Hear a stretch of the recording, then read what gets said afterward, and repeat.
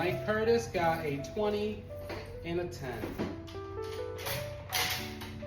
Yeah, $10 for Curtis.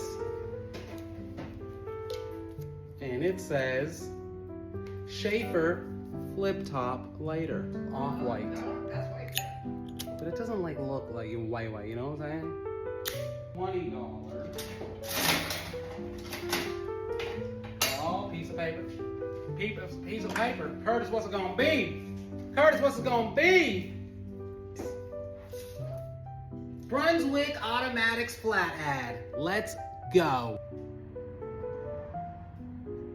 Boom. Each one of the Brunswick Automatics flat ads was for a different bowling alley, which I find very interesting.